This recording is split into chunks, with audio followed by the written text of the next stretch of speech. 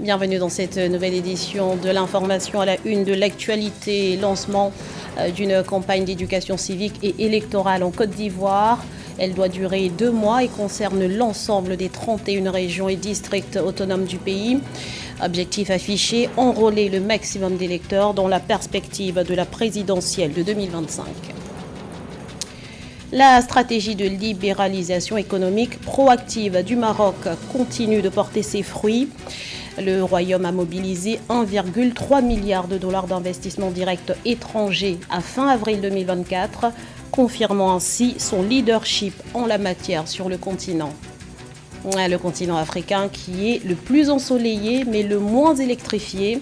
Pour changer la donne, l'Alliance solaire internationale mise sur le déploiement massif de panneaux solaires.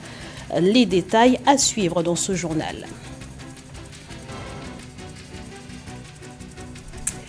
Mais tout d'abord, la dissolution du Parlement au Rwanda, une décision annoncée ce vendredi par le président Paul Kagame afin d'ouvrir la voie aux élections présidentielles et législatives du 15 juillet. Conformément à l'article 133 de la Constitution rwandaise, le président dissout le Parlement au moins 30 jours et au plus 60 jours avant la fin de la législature. Rappelant que cette législature a été inaugurée en 2018 pour un mandat de 5 ans. Son mandat devait s'achever en 2023, mais a été prolongé à la suite d'un amendement constitutionnel permettant aux élections présidentielles et parlementaires d'avoir lieu le même jour. Alamaya Lina imprime sa marque au Tchad. 3 semaines après sa nomination, le nouveau Premier ministre s'est soumis ce jeudi face au Parlement à l'exercice de la déclaration de politique générale. Une politique générale qui s'articule autour de 12 chantiers prioritaires, parmi lesquels la sécurité, la réconciliation nationale, la réforme de l'État, la refonte du système éducatif, la construction d'infrastructures et surtout l'amélioration du pouvoir d'achat. À ce propos, une baisse du prix de l'essence a été annoncée. Dès lundi, le prix du gasoil s'affichera à 800 francs CFA contre 828 auparavant et celui du super à 700 francs CFA contre 730 jusqu'ici. Écoutons-le. Par ailleurs, le président de la République a pris le ferme engagement d'accélérer et d'augmenter la production pétrolière et gazière, maximisant ainsi l'utilisation du pipeline Tchad-Cameroun. La mission du gouvernement consistera à déployer les ressources requises afin de faire aboutir diligemment ce projet qui boostera suffisamment notre économie et le développement de notre pays.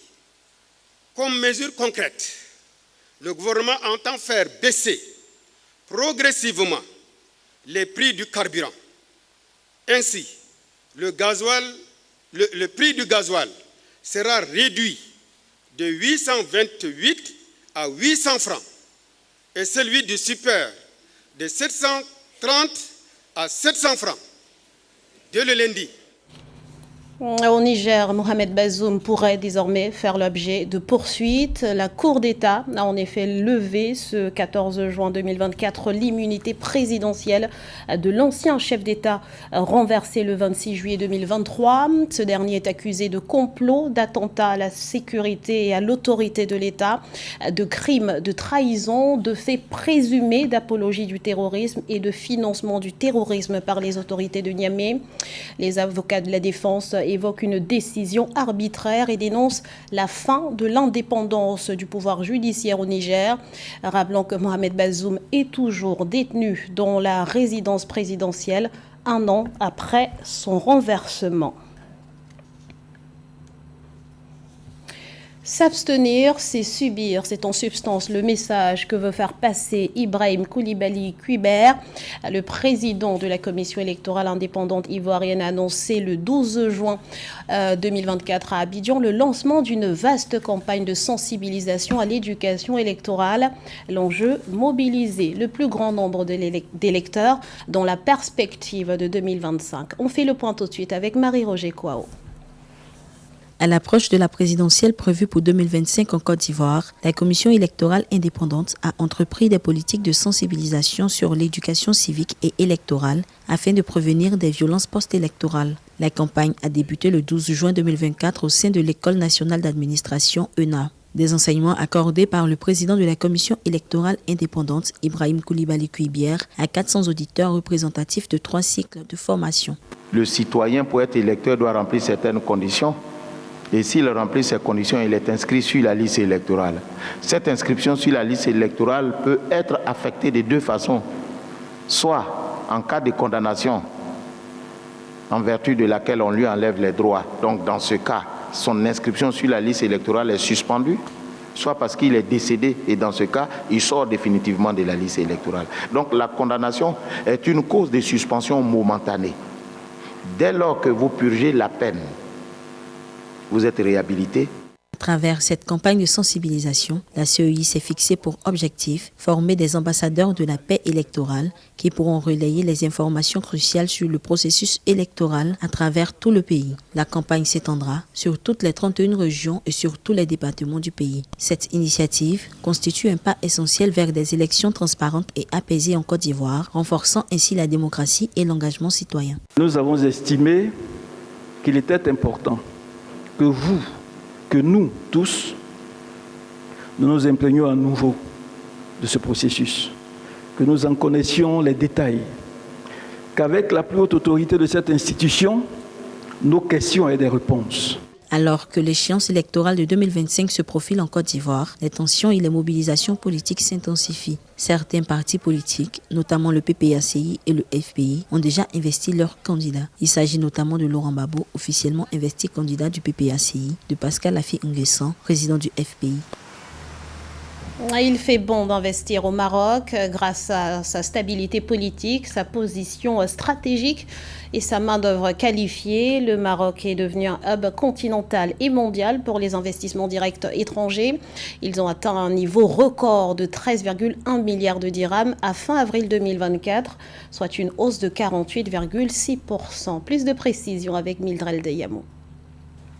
Le Maroc a enregistré un flux net d'investissements directs étrangers de 13,1 milliards de dirhams, soit environ 1,3 milliard de dollars à fin avril 2024, selon les données de l'Office marocain d'échange. Ce chiffre représente une progression de 48,6% comparé à la même période en 2023. La croissance des investissements directs étrangers au Maroc est attribuée à des politiques gouvernementales stratégiques en faveur d'un meilleur climat d'investissement, traduite notamment par des infrastructures de qualité et la disponibilité d'une main-d'œuvre qualifiée. Le royaume chérifien est depuis plus d'une décennie un pays qui attire beaucoup les investissements étrangers, plus particulièrement les pays asiatiques. Ceci est dû à l'agressivité de la politique étrangère et de la politique industrielle marocaine, une politique qui a axé sur l'investissement dans les industries de pointe. Le gouvernement marocain a déployé des efforts considérables visant à renforcer l'attrait du pays en tant que destination d'investissement. Au nombre des initiatives phares figure la réforme de la charte d'investissement du pays, qui offre désormais des incitations aux investisseurs étrangers, incluant des subventions pouvant atteindre jusqu'à 30% de l'investissement total. En 2023, cette réforme a permis la signature de contrats majeurs dans des secteurs clés tels que les énergies renouvelables et l'industrie de la mobilité électrique. Maintenant, on compte sur le Maroc, par ses entreprises, par ses industries, par sa pharmacie, par ses universités et par tout ce qui a attrait justement à l'intelligence artificielle.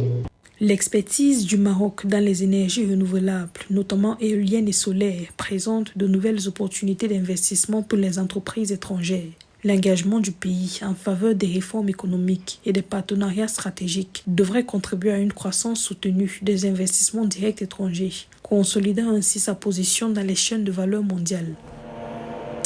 Le courant passe entre l'Afrique et le Soleil. Dans sa stratégie visant à électrifier le continent, l'Alliance solaire internationale mise sur le déploiement massif de panneaux solaires, une ambition motivée par des chiffres. Les capacités africaines d'énergie renouvelable fournissent désormais près d'un quart de l'électricité du continent. L'éolien a été multiplié par 3,5 et le solaire par 8. On fait le point tout de suite avec Marie-Raphaël Antolo. En Afrique, plus de 645 millions de personnes n'ont pas accès à l'électricité, 43% de la population selon le rapport de 2023 de la Banque mondiale. Pour améliorer l'accès à l'énergie sur le continent, l'Alliance solaire internationale a appelé l'Union européenne à une meilleure coopération afin de mieux déployer la technologie photovoltaïque. Continent le plus ensoleillé du monde, avec une irradiation solaire globale annuelle estimée entre 1600 et 2500 kWh, l'Afrique n'a bénéficié que de 3% des 500 milliards d'euros investis dans le solaire à travers le monde en 2023. Ce que nous avons remarqué, c'est que le taux d'investissement accordé au secteur solaire globalement est en hausse. L'année dernière, par exemple, c'était près de 500 milliards de dollars uniquement dans le solaire, mais la plus grande partie de ce montant a été allouée aux pays de l'OCDE et à la Chine. Le continent africain n'a reçu que 3% de ce financement, ce qui est très peu, alors que la région avec la meilleure irradiation solaire, c'est la région avec la plus grande demande en termes d'électricité. Pourquoi l'argent ne va pas en Afrique? C'est la question qui nous perturbe. Pour garantir un accès universel à une énergie propre, durable et abordable, d'ici 2030, l'Afrique subsaharienne multiplie les initiatives pour booster sa capacité énergétique estimée en 2024 à 131,5 gigawatts selon la CNUSED. Le renforcement des investissements dans le secteur des énergies renouvelables devrait également permettre d'améliorer le développement économique du continent. Les secteurs énergétiques globalement sont à la croisée des chemins et nous avons actuellement un engagement global fondé sur les changements climatiques qui nous amène à penser différemment sur le secteur énergétique et comment ce secteur énergétique peut-il permettre la réalisation des engagements de développement. Soulignant que l'objectif de l'Alliance solaire internationale vise le déploiement rapide et massif du solaire dans le monde. Rappelons toutefois que l'Alliance solaire internationale a déjà mené des projets d'électrification en Somalie, en Éthiopie et est actuellement engagée dans des projets dans d'autres pays africains tels que le Togo, le Djibouti, Madagascar et le Sénégal afin de réduire les coûts de l'énergie et d'améliorer la qualité de vie des populations. Dans l'actualité sportive, Éric Schell quitte le nid des Aigles. La Fédération malienne de football a annoncé ce 13 juin s'être séparée du sélectionneur. Un départ qui intervient au moment où les contre-performances s'enchaînent pour l'équipe nationale. Des résultats qui pourraient compromettre ses chances de qualification pour le mondial 2026. José Douglas. Classé 4e du groupe I avec seulement 5 points et après 4 matchs dont 2 nuls, une victoire et une défaite, les joueurs des Aigles du Mali s'interrogent sérieusement sur la suite de la compétition où ils sont incapables de distancer des équipes comme les Comores et le Ghana. Co-leader du groupe avec 9 points, suivi de Madagascar 7 points, la sélection pose de réelles questions. Dans les journaux, les supporters, bien sûr, ça pose des interrogations, mais moi j'ai confiance à cette équipe. Je pense qu'on va tout faire pour se qualifier pour notre Coupe du Monde. Moi je crois aux Aigles. La sélection du Mali a multiplié les entraîneurs depuis 1998, en passant par Christian Saramagna, Henri Stambouli, Hanem Ouazan, Mamadou Keita, Pierre Lechantre, Jean-François Jodard, Stéphane Kechi, Alain Giresse, Amadou Paté Diallo, Patrice Carteron, Henri Kasperzak, Mohamed Magassouba et Éric Schell depuis 2022, sans pour cela atteindre leur but. Il y a eu beaucoup de changements depuis son arrivée. Il a amené beaucoup de nouveaux joueurs. Et aujourd'hui, quand tu regardes l'équipe du Mali, il y a beaucoup de binationaux qui vont aujourd'hui au Mali. À chaque rassemblement, il y a un binational qui va au Mali. Il y a beaucoup de choses qui ont changé. L'entraîneur a changé beaucoup de choses, même si tout n'est pas positif, tout ne peut pas être positif aussi. Le Mali, 44e au classement FIFA, 12 phases finales à la CAN où ils ont été éliminés en quart de finale en Côte d'Ivoire en 2024, battus 2-1 par les éléphants. Finaliste en 1972, mais aucune participation en Coupe du Monde et nous apprenons que la Fédération malienne de football a décidé de se séparer d'Éric Schell qui ne faisait plus l'unanimité auprès du public malien. Aujourd'hui, je suis la population n'est pas là, beaucoup de personnes n'est pas pour Éric Schell. Pourtant, le Mali possède un effectif riche en ce moment, d'où cette question, le Mali sera-t-il au mondial de 2026 ? Le Mali sera en Amérique, on en parlera ici. Son meilleur buteur en sélection reste Sédou Keita, le neveu du grand Salif, malheureusement disparu le 2 septembre 2023 chez lui à Bamako au Mali. Au 5e tour des éliminatoires du mondial 2026, le Mali se déplacera pour affronter les Comores et au 6e tour, la République centrafricaine. 2 pays qui souhaitent aussi marquer de leur empreinte le football africain. C'était le journal de la rédaction. Nous vous remercions pour votre fidélité. Restez sur Africa 24, l'info continue.